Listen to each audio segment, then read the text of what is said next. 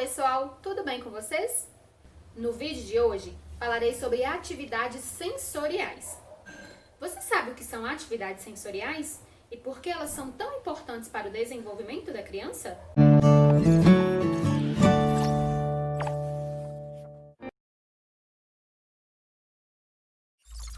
Atividades sensoriais são aquelas que trabalham os 5 sentidos: tato, visão, audição, paladar e olfato. Elas podem envolver um ou mais sentidos, vai depender da atividade que será feita.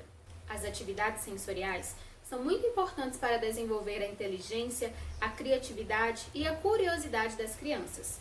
Elas aprendem brincando, tocando, sentindo, cheirando. A criança conhece o mundo através dos sentidos. Então, quando ela toca algum objeto, ela vai conhecer melhor sobre ele. Se ela une, então, o paladar, o tato, o olfato e a visão, então ela tem um mundo de possibilidades, de conhecimentos e de adequação daquele objeto, daquele ambiente, daquele espaço como um todo. Ela consegue uma integração melhor dos sentidos para poder conhecer melhor aquele objeto e o mundo todo, o mundo como um todo, ao redor dela, à volta dela. A gente pode observar algumas alterações no processo sensorial, isto é, nós temos a hiporresposta e a hiperresposta. Mas Dani, o que vem a ser? Qual a diferença entre elas? Bom, no caso da hiporresposta, é quando a criança ela não sente a diferença entre as texturas da mãozinha dela. Ela não consegue diferir, por exemplo, a diferença de uma textura da areia da praia por grãos de arroz.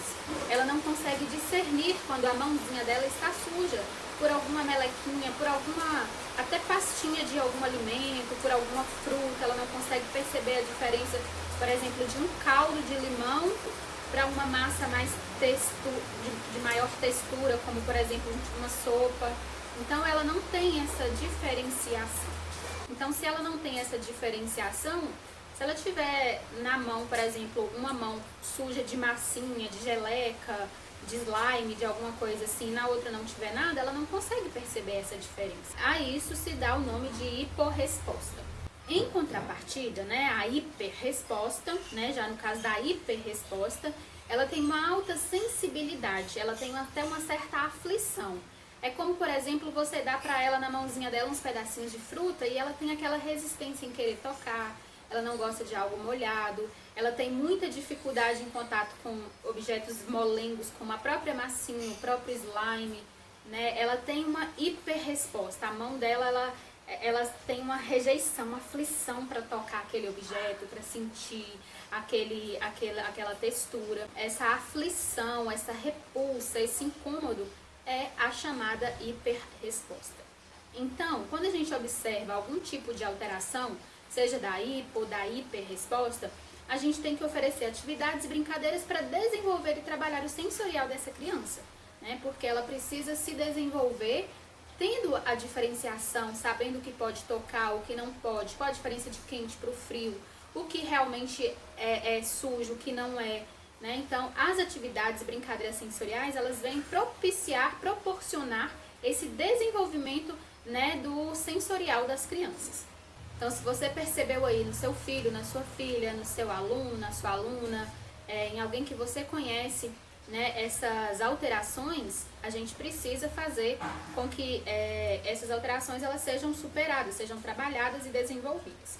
Como eu já falei, a gente vai conseguir isso através das atividades sensoriais e lembrando que essas atividades também estimulam o desenvolvimento, o cognitivo, a inteligência, a criatividade, Então, a gente tem um leque de motivos para estar trabalhando atividades sensoriais com as nossas crianças. Crianças dentro do espectro autista costumam, na maioria das vezes, apresentar algum tipo de variação nessa sensibilidade. Por isso, é muito importante a gente trabalhar essas atividades. No próximo vídeo, trarei exemplos de brincadeiras e atividades sensoriais para você estar fazendo aí, da sua casa, e trabalhando o sensorial dos seus filhos. Até lá!